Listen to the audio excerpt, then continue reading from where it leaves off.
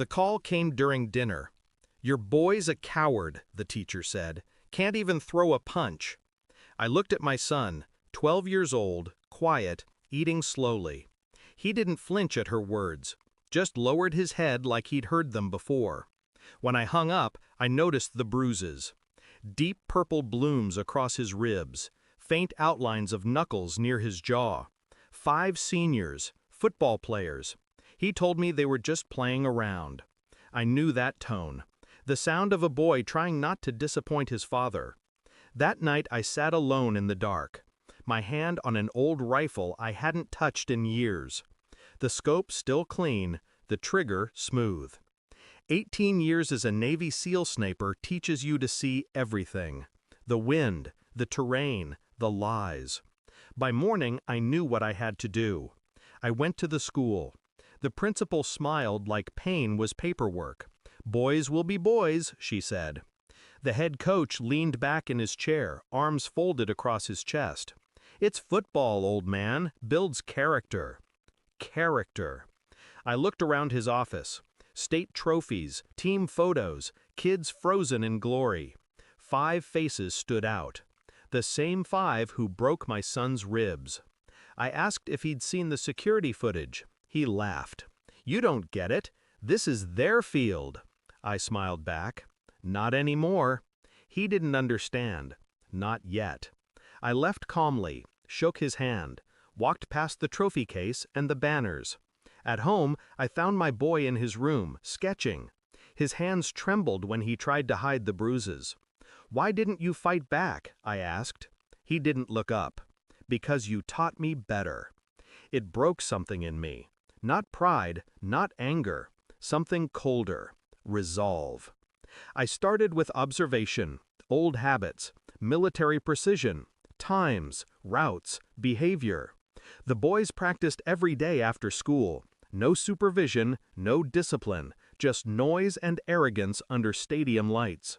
I watched from the parking lot, noting who hit hardest, who laughed longest, who led the pack. By the second week, I knew their routine better than they did.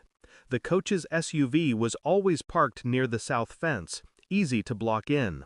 The players left through the locker tunnel, still laughing, still untouchable. I didn't need violence. I needed a mirror, something to make them see themselves. So I spoke to the athletic director, quiet and polite. Mentioned offhand that the school might want to check the booster accounts, missing funds, unauthorized equipment purchases.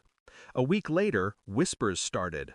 The coach looked tired, nervous. But I wasn't done. At the next practice, I showed up with my son. Told the coach I wanted to watch. He smirked. "What are you gonna do, old man?" I smiled. "Teach." We sat in the bleachers while the team scrimmaged. My son watched silently, still unsure why we were there. Then it began. First boy, helmet split during a tackle, concussion. Second, ankle twisted, bad fall. Third, hit wrong on a drill, dislocated shoulder. Accidents.